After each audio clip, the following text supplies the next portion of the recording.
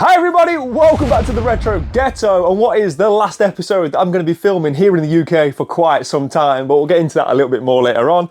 In here I have a very nice addition for my collection, something which, yeah, I'm really enjoying collecting for at the moment, but that's not why you've clicked on the video, right? This is not the thumbnail.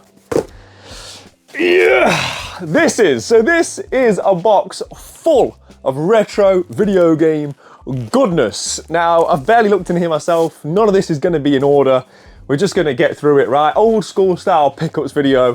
There's a bit of filler in here, but there's some very nice titles in here as well. And as I say, we're just going to jump straight into it. There's a lot of games to get through on this episode, so let's just do a lucky dip and see what we get to first from this huge box. So, first things first, bit of bubble wrap, and then we get into, nice. Okay, so, apologies, there's going to be quite a lot of unwrapping because this has been expertly packaged. I'll get into how I got these shortly, but we're going to jump into it with, on the Mega Drive, Paperboy. This one was originally a 1985 arcade game. I've spoken recently on the channel about my love and nostalgia for the Game Boy version of this one, and Mega Drive saw a release in 1992. I've never actually played this version of Paperboy.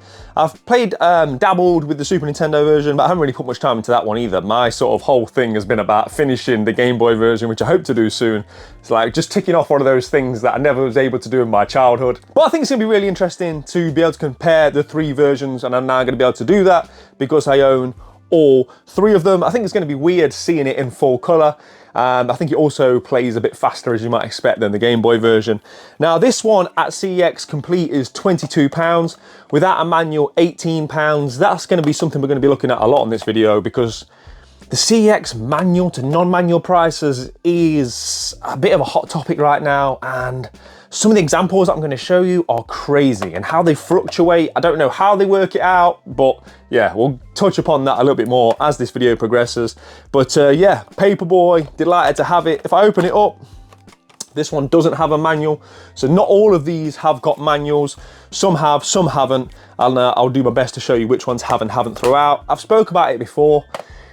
Well, let's start with the fact that on my last Wednesday video, I explained that I am going to be going for a full Mega Drive set. So if anybody missed that video, just to put it out there, the dream is to have the full Super Nintendo set, full Mega Drive set, and just basically be surrounded by my childhood, my 16-bit systems of choice. That's the long-term collection plan. So with Mega Drive, I'm not as on it, if you like, in terms of manuals. Again, for reasons we're going to get into a little bit throughout this video in terms of the pricing, I of course will get manuals where I can, but it's not imperative for me if the value isn't there. If I can get a game for half of the value simply because there's no manual, for me it's a no-brainer. We'll be going manualless. As long as it's got the box in nice condition, I can see the spine displayed beautifully on my shelves, that's fine for me. So yeah, anyway, nice start. We have got a copy of Paperboy. I'm going to try and pop these somewhere so you can see them, because like I say, there's a lot to get through here. We'll do one more and then I'll tell you how I got all of these. So we have here, Pack Panic. So this one's a Namco developed falling tile puzzle game, originally released in 1993. It saw a Mega Drive release a couple of years later in 1995, and it's also known as Pack Attack, and it's an adaptation of 1992 arcade and Super Famicom game known as Cosmo Gang the Puzzle.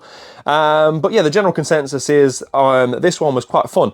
Clever integration of the Pac-Man themed world throughout, but it doesn't have the same replayability as some of the classic puzzlers, that sort of era, such as Dr. Mario and Tetris. Now, this one is £22 with a manual at CEX and £12 without. So there's a £10 difference, almost 50% of the value.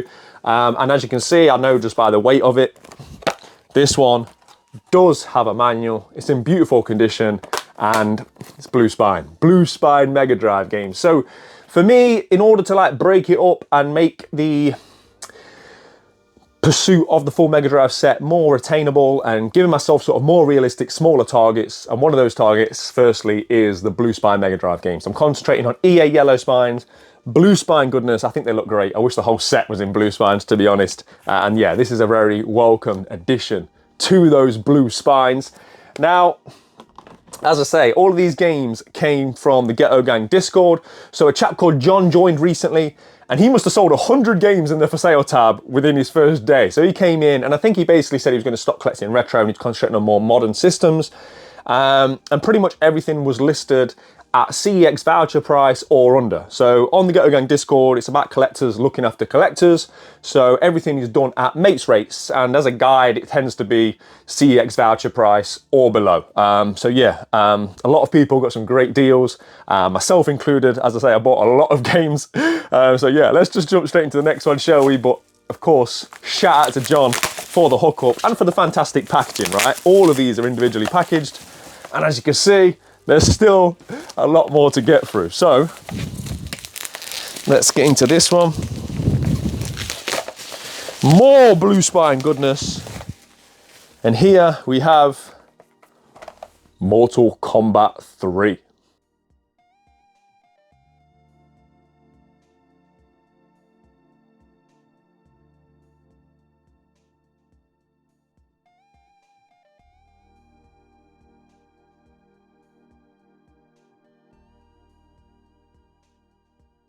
So this one's a Midway developed 1995 fighter, and in this third iteration, it avoids the tournament storyline of its predecessors, as various warriors instead fight against the returning Shao Kahn, who has resurrected his bride Shunde, and they've started an invasion of the Earth realm, you know, the usual sort of Mortal Kombat story. I can never keep up with the lore of fighting games myself, but this one saw new fatality attacks, including animalities, and they also added a dash feature to further enhance the combat.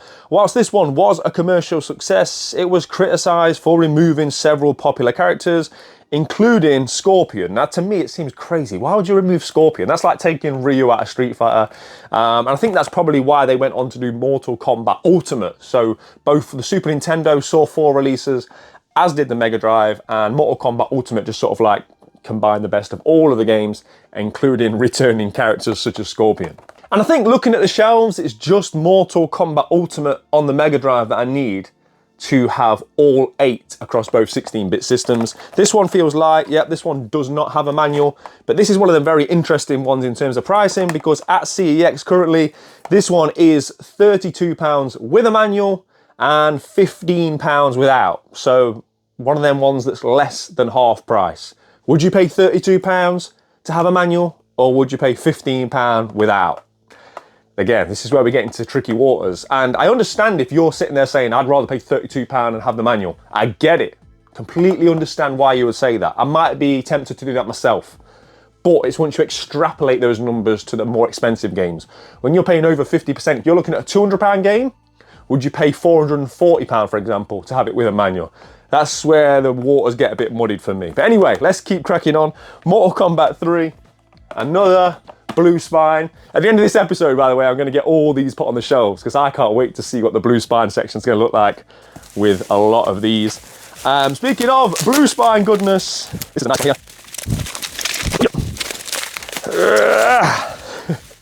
We have got the mighty Morphin Power Rangers. So this one's a Nova developed 1994 fighter, and this is a great example of what I love about games of this era, having completely different gaming styles across different systems. So the Super Nintendo version of this is a beat 'em up, whereas the Mega Drive version of this is, I believe, a one-on-one fighter. To be honest, when it comes to Power Rangers, I'm a mighty Morphin Power Rangers guy. So I was kind of at that age where I remember it coming out, I remember it coming to UK screens, and I remember watching it and enjoying it, but it lost me when it went to Power Rangers Neo Force in Space Extreme, whatever it went on to be called, right? I was lost at that point. I just liked the original series that we got over here in the UK. Mighty Morphin Power Rangers. Again, beautiful Blue Spine goodness. It's a bit light, I thought it might be, so there's no manual with this one. And this is another prime example of more than 50% difference. This is £25 at CX with a manual, £12 without. Again, I'll let you guys make your own minds up as to whether you would or wouldn't pay those difference in prices. Right, okay, so unsurprisingly, we've got another Mega Drive game here, but it's not a Blue Spine. Like I said, I'm not exclusively going for the subsets because I want the full set.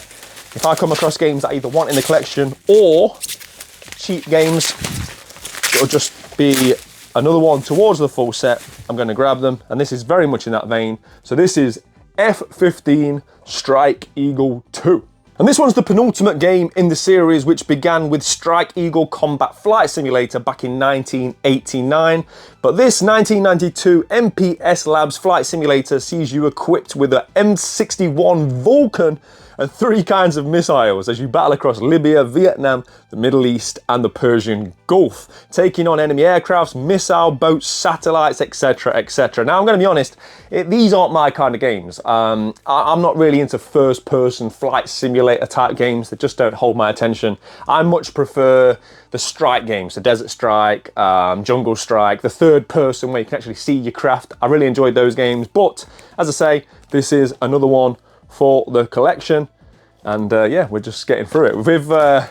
With boxes like this, we'll be getting through this Mega Drive set in no time, he says. I know the challenges that are to come, believe me. But if you want to see the journey, if you want to see me going on the hunt for both 16-bit powerhouse systems, make sure you keep it locked to the channel, because yeah, there's going to be a lot of adventures ahead, I think, to get these completed over probably many years. Right, let's get into it. What's next? This is an interesting one. This is a game I've always wanted to play. Never had it as a child. And as soon as I saw that John had this, I had to have it in my collection. And that is Sonic 3D. So this is also known as Sonic Blast in North America. It was a 1996 platformer, and you embark on a journey to save the Flickers. These have been enslaved by Dr. Robotnik. I mean, the big difference here is that it's in an isometric viewpoint with 3D pre-rendered models converted into sprites. Very impressive looking game.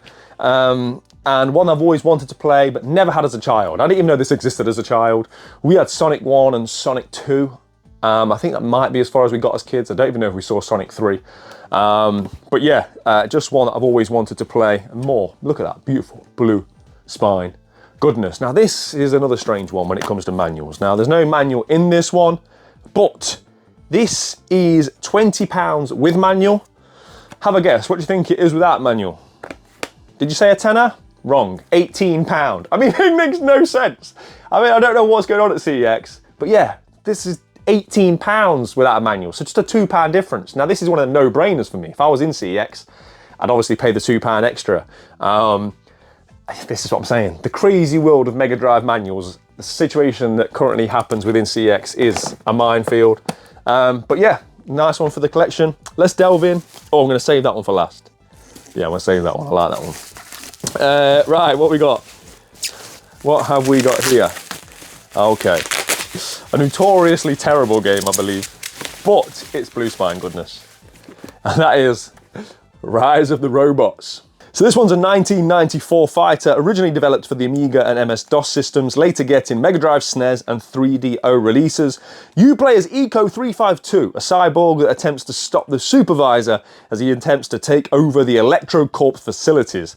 You can play this 2-player, and if you play player 2, you sort of like take on the role of any of the chosen enemies. But like I say, famously bad. Edge gave this 2 out of 10.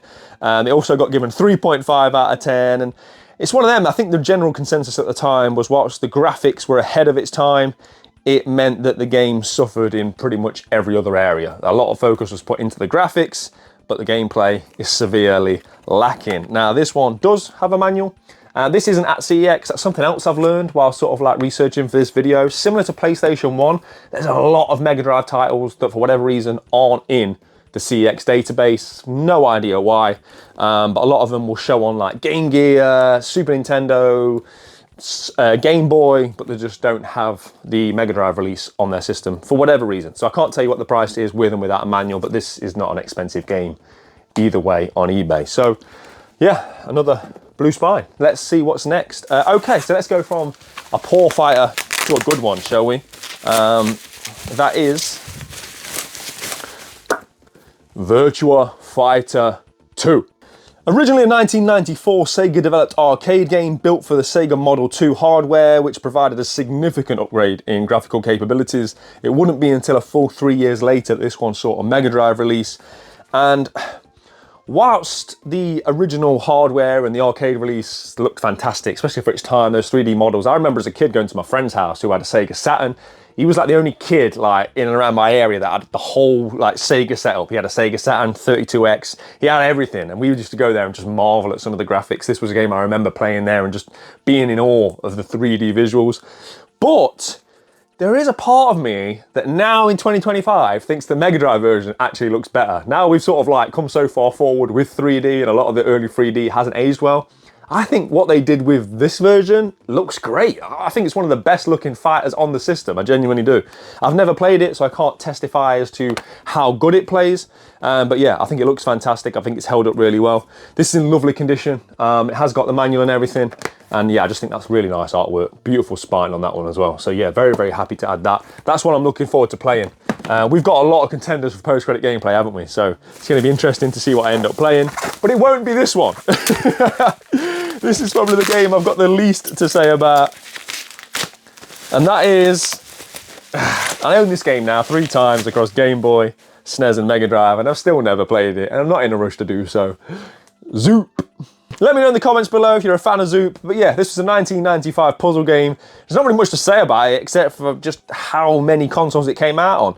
Mega Drive, SNES, MS-DOS, Mac, PlayStation, Game Gear, Game Boy, Saturn and Jaguar. So yeah, a lot of releases that I'll probably never get around to playing, let's be honest. So yeah, let's move on from Zoop. What's this one? Oh, hello. I forgot just how many blue spines they are. There's only, what, 2 so far that haven't been. The shelves are going to be looking nice by the end of today.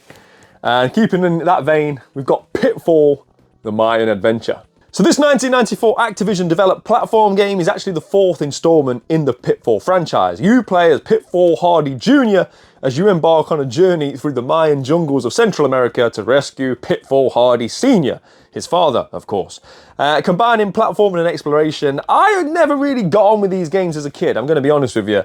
I always found them very, I don't want to call them slow, very deliberate. They're not sort of like run and gun games. They're not the sort of games I wanted as a kid where you could just run your way through it and blast your way through. You had to be like very precise. You had to really think about the actions you were going to do. You had to be very specific with your jumping and your shooting and all that kind of stuff. From memory, that's just how I remember these games as a kid. I think I played this one on the Super Nintendo when I was younger. So yeah, it was not something I ever really enjoyed, but maybe it's something I should revisit as an adult. I might have like different perceptions of it playing it now as opposed to then. But yeah, another one. Another blue spine. Right, okay, next. Oh, this game haunted my childhood. It's both, the memory of it and the name of it, for me, are exactly the same. Balls. Balls 3D Battle of the Balls, to give it its full European name. Although I do prefer the North American subtitle of Fighting at its Ballsiest. I think that's a better release. This one's a 1994 fighter, which also saw a director's cut. I mean, of course it did. I mean, of course Balls needed a director's cut. But the director's cut released a year later on the 3DO. It's one of them games that got decent reviews at the time. Mean Machine Sega gave it 91 out of 100. CVG 87 out of 100. Games Master gave it 79%.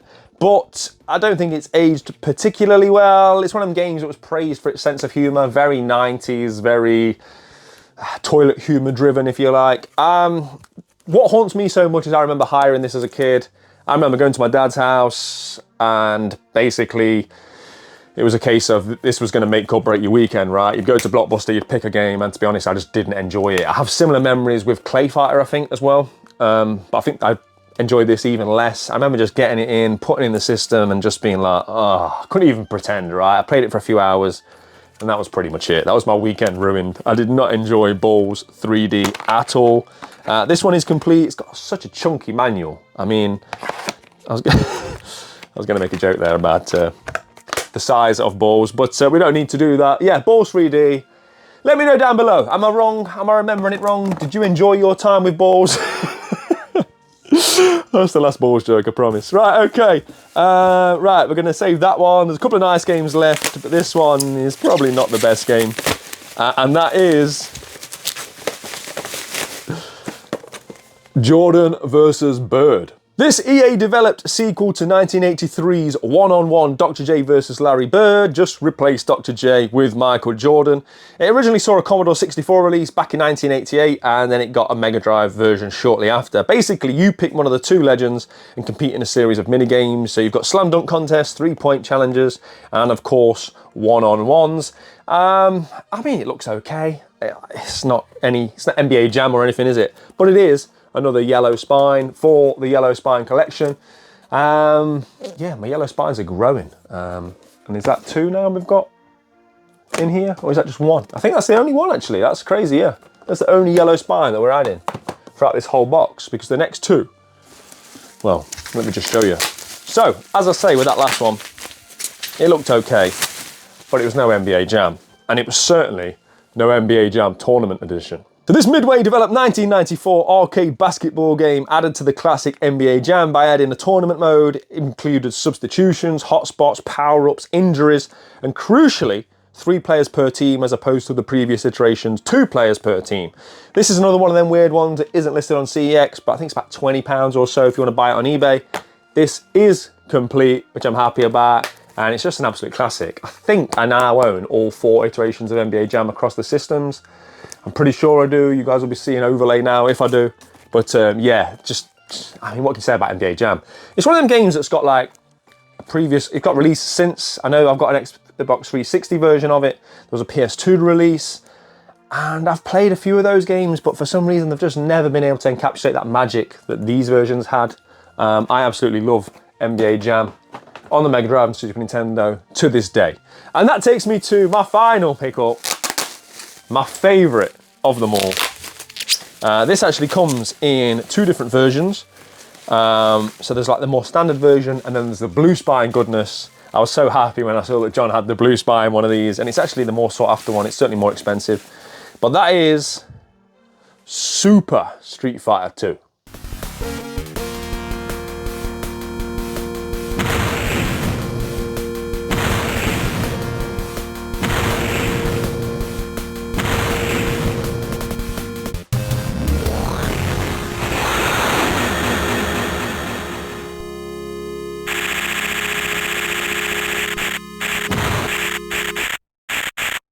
So this one saw a Mega Drive release in December 1994, adding 4 new characters to the playable roster. So you've got Cammy, T-Hawk, DJ, and Fei Long.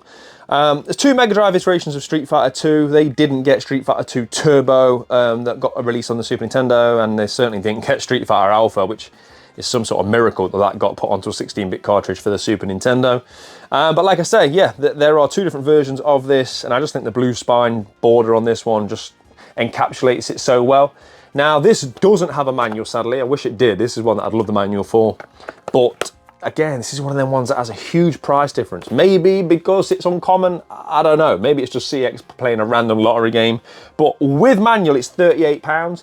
Without, £18. So more than double the price for a manual. And it's a good way to end what is this box, right? On that note, because again, would you pay more than twice the price to have the manual? I'd love to know, you guys in the description below, the comments below, sorry. Let me know where you're at with Mega Drive manuals in particular, because for me, it's just unfathomable to pay more than twice the price of the game to have the manual. I get that there's completionists, everyone collects in their own way, right? I'd never knock it.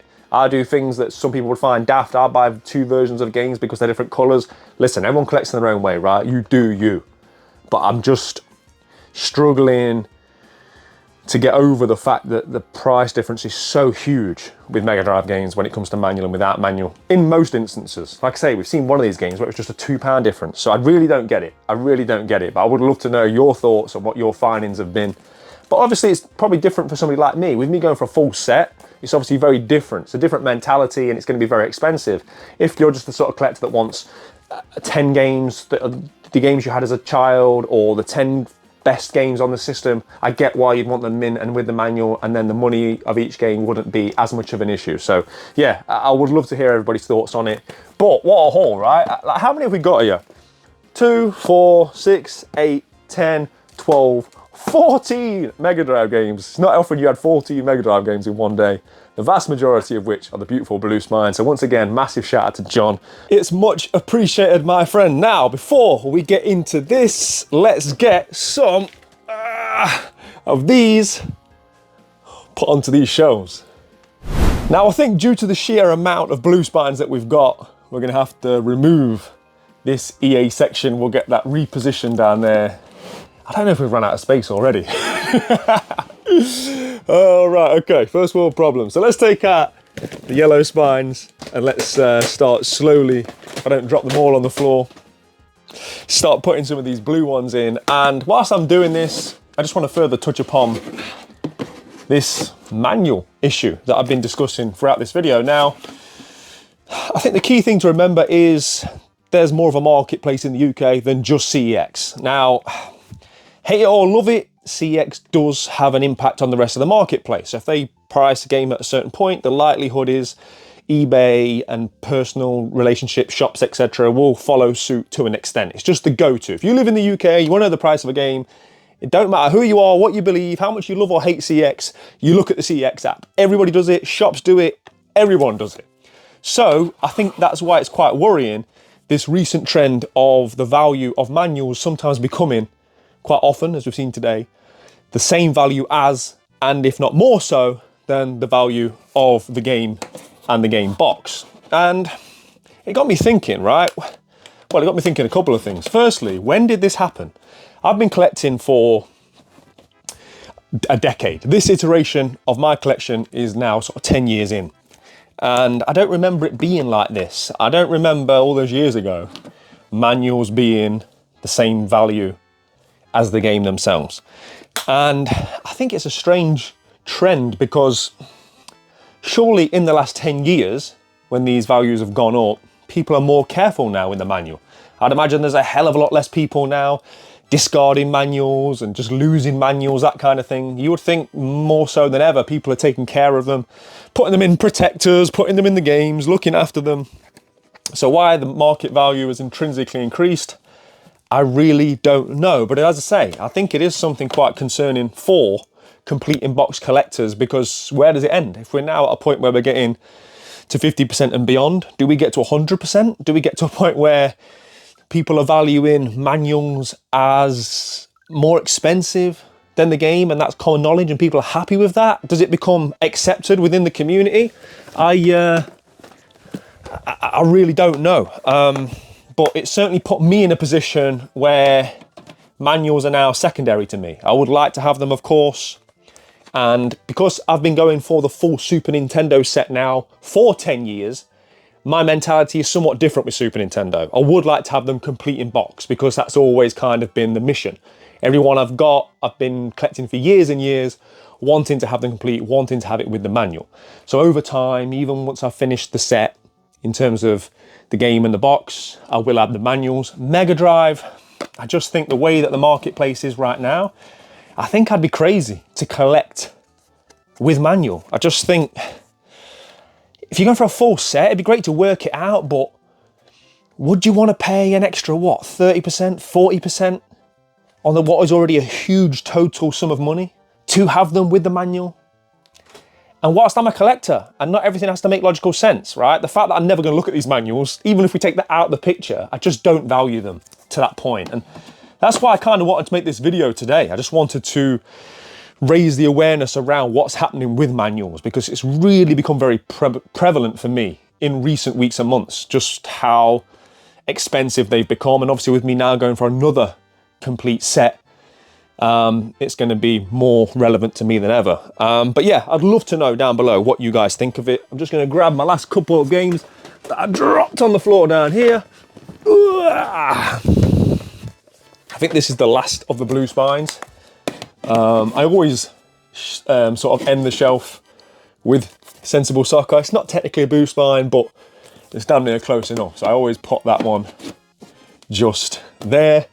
And then I usually use my Sonic Money Bank to separate the sets. So then we go into yellow spines, which means we're going to have a bit of work to do. So if we put these yellow spines here, I don't know if we can fit one more in. Can we fit the new one in that we've added? Where is it? I'm sure there was. Yeah, there it is. Oh yeah. Jordan versus Bird. I think we can just about fit that one in, yeah.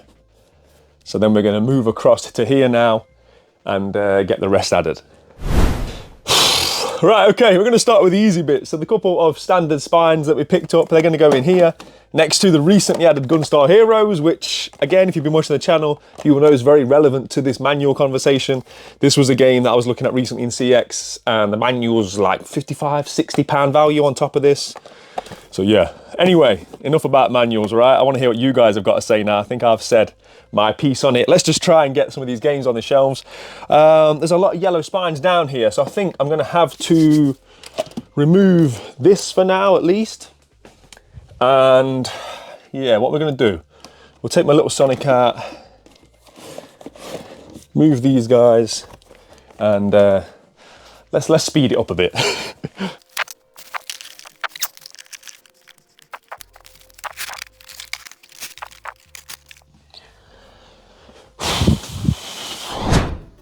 All right, so I have managed to get all of those, new 14 Mega Drive games added to the shelves. And first things first, that blue spine section, just an absolute thing of beauty. I can't wait to keep growing that and have those blue spines right the way across here.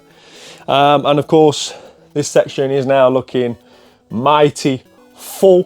What I'm going to do once I come back from this trip is obviously play around with this. I keep saying none of this is locked in just yet. There's a lot of work to do in this room, but we are now subsequently going to have to make some more Mega Drive space, which is fine. I've earmarked all of this for Mega Drive anyway for once I complete the set.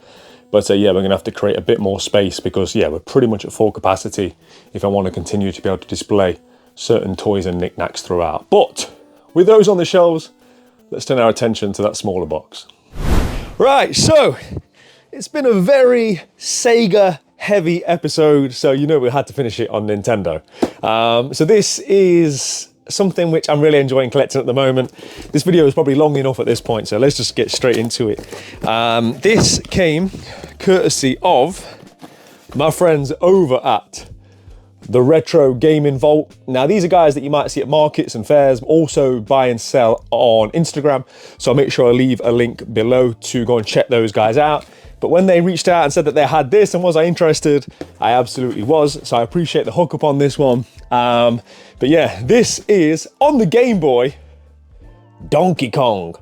Now, I'm not going to go into too much detail about the game itself because if you watch the channel, you'll know that I picked this up quite recently for my Game Boy collection.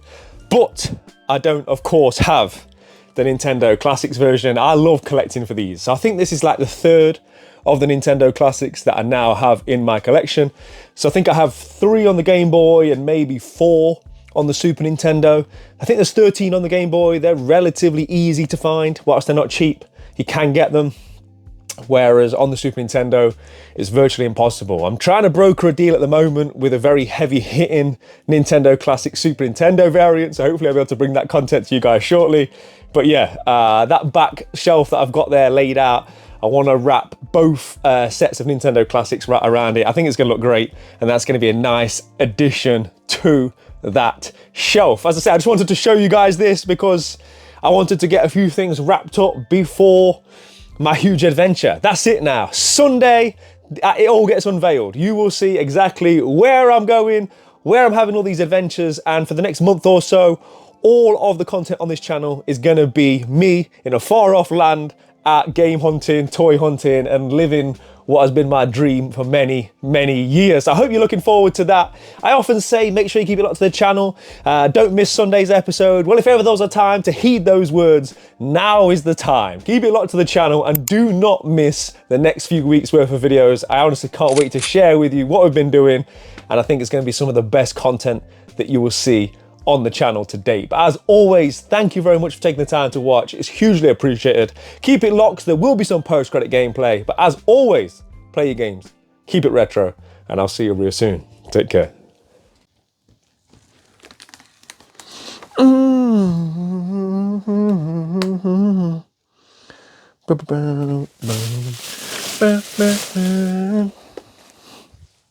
Where's my drink?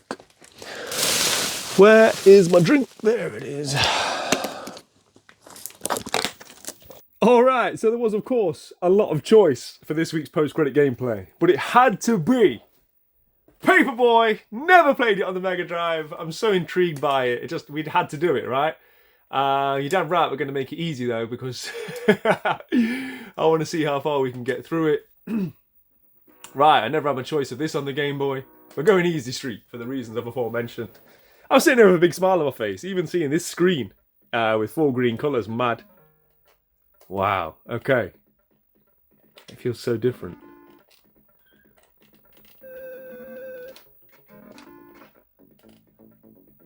Oh, just hearing the music and everything. I love the fact that it's the same, just better. Or more advanced, should I say. Right, don't rush it, don't rush it. Whoa, whoa. Get back in the pavement. Yes, just in time. Ah. Okay, we just made it. Oh, oh, oh. Whoa, whoa. It's interesting as well seeing some of the things in full colour, like the way I deciphered them in my brain on the Game Boy to what they actually look like. Or what they're actually supposed to look like. It's very different.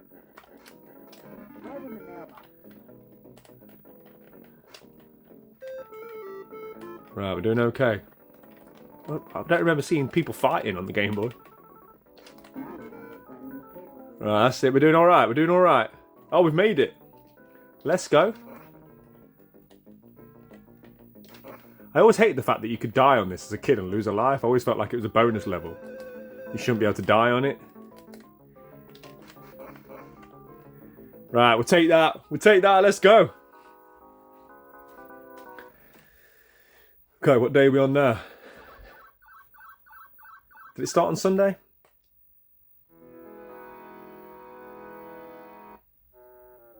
Oh no. Sorry, mate. I did actually have a paperboy round as a kid. It was very short-lived. I had lots of jobs as a kid. I was always working, but I remember one particular paper round after a couple of weeks. It was a very icy, cold winter. I slipped on my pedal, and if anyone's ever done it, where the pedal smashes into your shin, blood pouring everywhere. Too busy telling stories. Blood pouring everywhere. I thought, yeah, I'm done with this. I remember shoving all the local trader papers into somebody's head. And that was it. That was my journey as a paperboy. I think I went on to get a more... Oh, I've done it twice! Stop talking! I went on to get a better paid job as a potato boy, right? Cutting the green, nasty bits out of potatoes at my local chippy. But anyway, let's get back to it, because I'm dying a lot talking about yesteryear.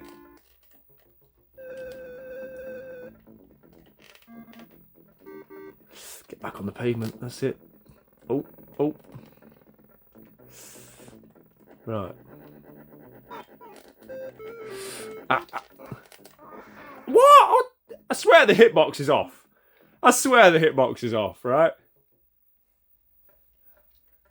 No, we're going to get game over for carrying on like this. I actually think it was easier on the Game Boy for some reason.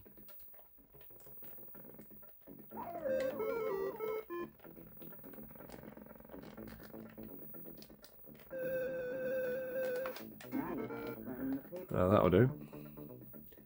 And we got to the training course well quick. That seemed like a short level. What? How did I die there? I never died there. I only missed one. That seemed really short. Okay. Wednesday.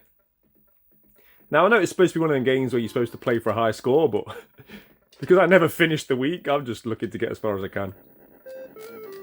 I'm not doing particularly well, that's for sure. Oh, oh, ah! No, no, ah! Oh, there's like impending doom on this game. Once you get yourself into a certain situation, there's nothing you can do. I think this might be my last life. What? No, what a poor way to go if that's it. I didn't see it coming. Right, we've got a 0 life. A naught life, as we used to call it as a kid. What? Oh, what a terrible, terrible way to bow out. But still, just as fun. Just as fun, right? I love this game on all systems, I gotta be honest. Even though I'm not very good at it, I think I'll stick to the Game Boy version, right? I'm gonna try and complete the Game Boy version before we do anything else. But guys, once again, thank you very, very much for taking the time to watch. Next time I see you Sunday morning, I'll be on the other side of the world. So, in a bit.